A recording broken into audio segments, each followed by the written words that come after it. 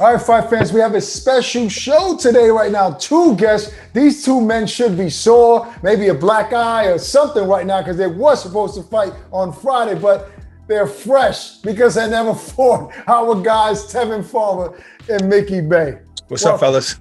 Yo, what it do? What's up, guys? What's up, Thanks for having us, bro. Listen, pleasure to have you. So much to talk about and to dive into. We don't know the legal issues, but all we know is that I paid for pay-per-view to watch you fight Micky Bay. Barack was in Arizona to watch you guys, and he texted me while in the arena, Tevin is not fighting Micky. I'm like, what? What's going on? And then a lot of news came out. You guys got on live and mentioned that something that had to do with money and somebody not getting paid. I told Barack, hey, don't fighters get paid after the fight? Usually I see guys getting checks handed after. What happened on fight night? Micky, since you was like one of the promoters, I don't know, I saw Bay Brothers promotion, I don't know. Can you explain, please? Yes. What happened was on the day of the fight, my brother talked to because there was some problems at the weigh-in.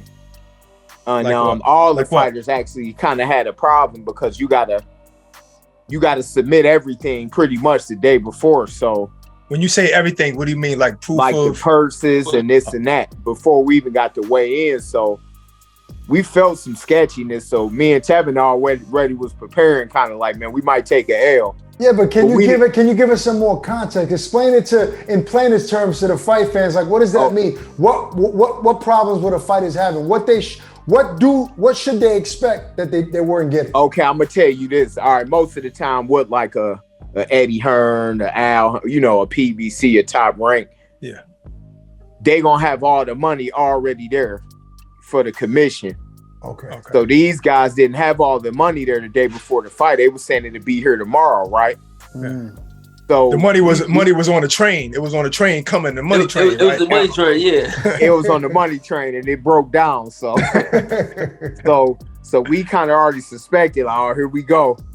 So me and Tev already having mutual, like, man, what if this don't happen or that? What's the least we gonna be willing to do? Because we already knew something was in the air. Now, the next morning of the fight, my brother, can I stop you right there? You said you and Tev were saying what's the least you're willing to do, meaning you were going to take pay cuts? Is that what you're saying? Oh, 1,000,000%. Now I'm going to get into that because we already felt something was going to happen. Now, I ain't going to lie. The day before, I'm thinking the pay cut might just be getting 80%, 70%. Yes. Even half. I'm like, but the morning of the fight day, right?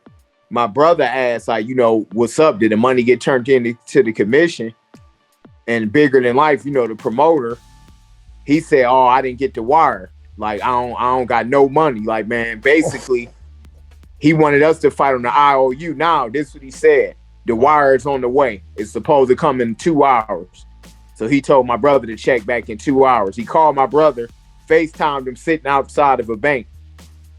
Now, mind you, we supposed to be focused and chilling, resting the fight. Right. But every hour, we like, man, did the money come? Did the money come? It went from noon to 1 o'clock, 2 o'clock, 3 o'clock.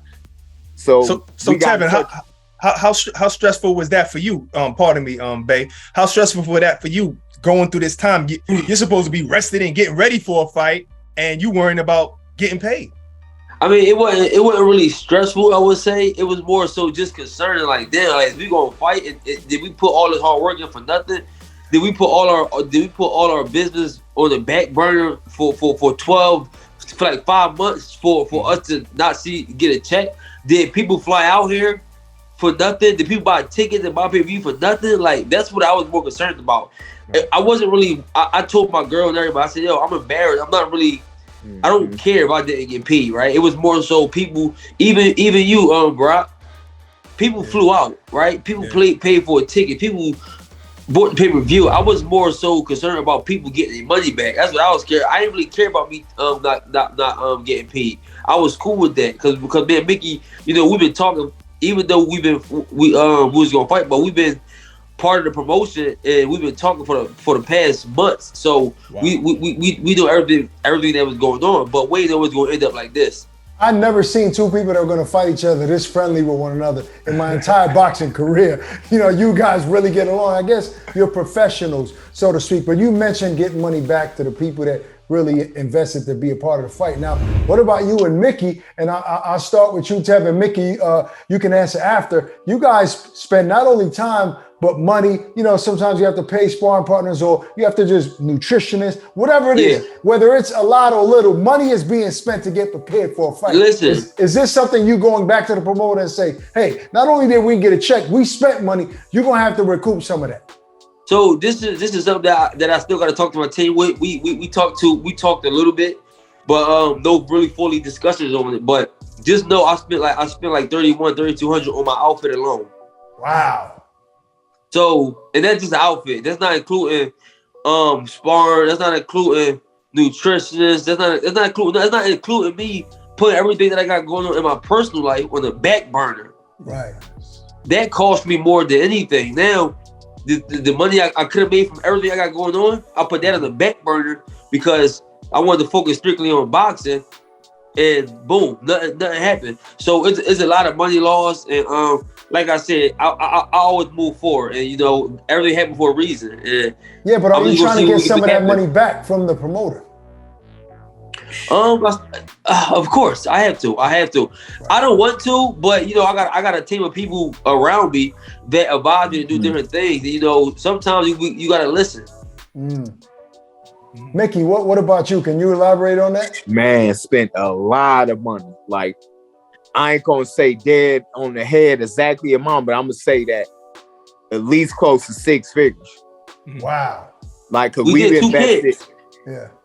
Like, you know, maybe more, like, you know, 6 figures being $100 grand, but because we started out the fight kind of investing and doing stuff too on our own. Now, when these guys, they start getting some real big investors and sponsors, but what happened was I guess they just ran off with the money because the money was there, and we both know that, and we both talk to people, you know, that put up a lot of money. So it was just blatant. This was just blatant. Like, and I feel like he felt like Barack. And when I heard that you came out, and when I heard that Blue Blood and a lot of people, and then this the crazy thing, I had a bunch of friends that actually flew out for the fight in Dubai, and they came to this one too.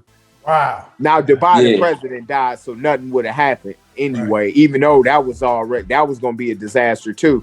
Wow. But not to get into that, but. You know, for us to rebound, I just think it wasn't meant for us to work with them.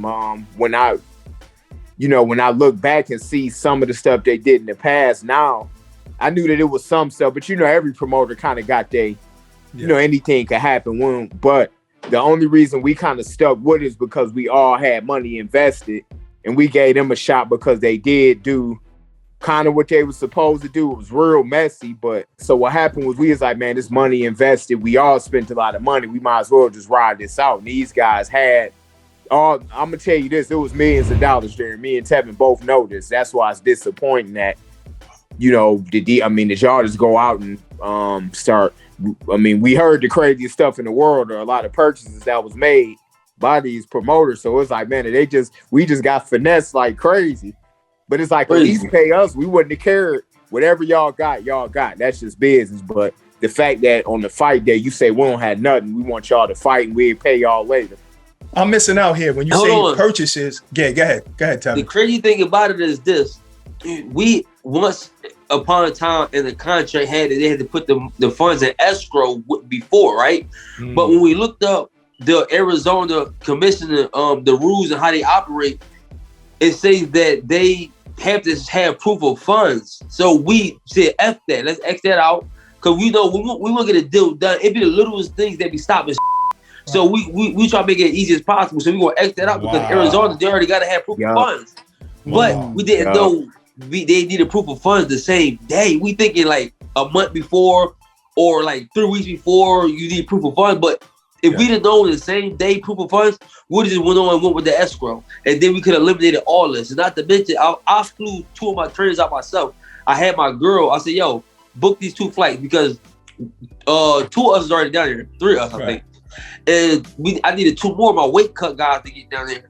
And they never sent the flight information over. So I'm like, hey, Pope, we might gotta book these on. So I told my girl, I said, yo, book these 2 flights. So my girl went over and booked the flights. She paid for them because, you know, she didn't want to bother me. So Now she got money in her pocket, but I obviously, you know, I reimburse her, but she don't ask for the shit. This is what we do as men. Right. But yeah, so Sidebar. Yeah, sidebar. You know what I'm saying? But now that's insane. You know, all the years we've been covering a sport, like something like this is really odd. Now, commissions, you know, they're quick to suspend fighters, whether it's or raise issues with a referee or other people regarding the sport. But what about the commission taking action here against the promoter and maybe suspending the promoter license in that state for doing something like this? Is that something that commission is pursuing?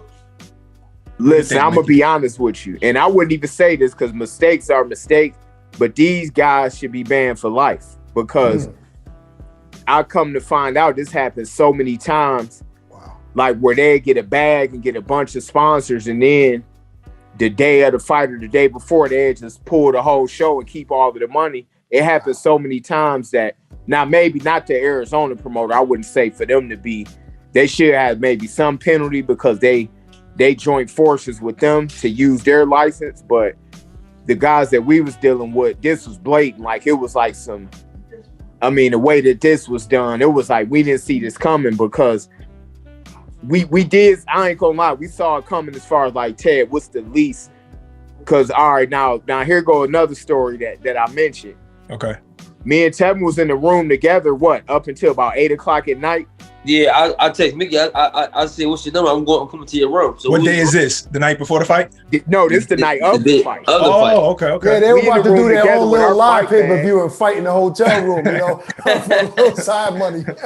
Hey, listen, go ahead. We there, right? And we said, we both agreed. We said, Ted, what would you fight for? If they show up with something, what we willing to do? We said we'd do it just for the fans, even if we got to cut some rounds down.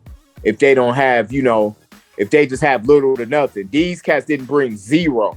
Damn. They didn't even bring 20% of the purse. Now, mind you, if they had all of the money, they could have got over on us by saying, man, look, we got 30%. We would have fought. Because we didn't want to let the fans down, and we was more embarrassed than anything for the fans, and you flew out and people flew out. So we sit in the room together, me, my team, his family. We got our bags and we waiting. The commission said, we'll give y'all an hour. We called, they said, no, it's done. Like, we gave them time. They didn't bring no money. So don't you think the commission is to blame for this to some degree because it's their job to have proof of funds, the commission themselves, like at least at a decent time, even if it's fight night, 8 in the morning, 10 in the morning, shouldn't the commission be responsible for that? Yeah, they should. They should because so. It got too late. If it was the day before, like I told them, if y'all would have just, even though they robbed us, but if we would have knew a few days before, me and Tevin would have made it to where we could have came up with something that made it fun. Like, man, what you want to do? You want to, of course we wouldn't have put up all the money that we were supposed to get, but it ain't no way we'd have let the fans down. We might have said, man, let's do like an 8-rounder and we'd figure something out. Like, let's do something to where we taking a pay cut, but it was the day of the fight. So the least we felt we can do is if they turned in a little money to the commission, right, we would go accordingly off of what they brought. So even if we had to do a 6 or 8-rounder, we'd have did it for the fans. But they said, man, these cats just skipped out on the whole bill and they didn't pay nobody. Even if we wanted to, we couldn't. Yeah. Even if we wanted to, we couldn't do anything because they didn't bring the money to the commission. So they didn't bring zero. So wait a minute. I don't understand this. I want to get two things clear. First, I want to go back to when you said Micky purchases that they made. We're gonna go back to that one, but I want to hear the specifics on that. But before that, I'd like to know when you said they came with nothing. What do you mean? Like, give me some detail. Was it a phone call? Did somebody come to the room and say, "Sorry guys, I ain't got nothing"? Okay, yeah. Let me be specific on that. My brother was in touch with the commission, so he was calling. They said this was the commission said. The promoter said give them an hour. They on the way. Another hour went. They'd be here in 30 minutes. So my brother was updated with the commission, and they was just basically lying to the commission, saying they was gonna be there with the money. And they said, man, we'll give them like 30 more minutes. So if they don't come at this time, the fight is off, because they kept telling us and we can't push it back anymore. So what it was they gave them the time that they said to get there, and they was gonna let them come with the money. But these guys basically didn't come with anything. So at a certain point, they just say, "Oh, it's canceled." They didn't show up at all. You're saying they didn't even show up. Nobody heard from them. Nothing. No, they didn't. They didn't show up with no money or nothing. That's crazy. So I mean, talk about embarrassing. Look, can we go back to the purchases though? Because you said something about what kind of I mean, look strange with some purchases they made. Yeah, man. I mean, I'm hearing cats popping up with new cars, new condo, all kind of stuff allegedly. Right. But I'm like, man, hold on. Don't tell me cats just spent our hard-earned money, basically, our blood, sweat, and tears. You didn't. Now, I wouldn't have minded if they just fulfilled their obligation, because the money I heard they raised was ridiculous. We already know at least about a couple million. Right. So according to you, Bay, allegedly these guys got sponsorship dollars from a bunch of companies, whether it's a hedge fund, product companies, whatever, to invest, to have advertisement during the broadcast, and then they had the funds, but they said, okay, I don't want to pay these guys, man. Let's grab this bag and get up out of here. 100%. And so not only that you guys lose out on a payday, whoever invested and sponsored the show also lost out and got no looks. And they lost, and that was the part that got me, because I got calls from all over the world a month or two before this of people that was excited. And they was like, man, like, we invested in this and this and that.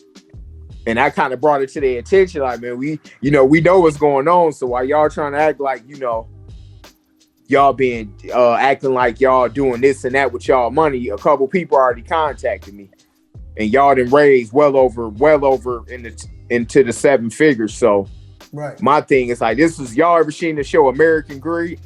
Yes. Man, they should be on American Greed for this. Wow. Have any of you spoken to anybody of that promotional company since then?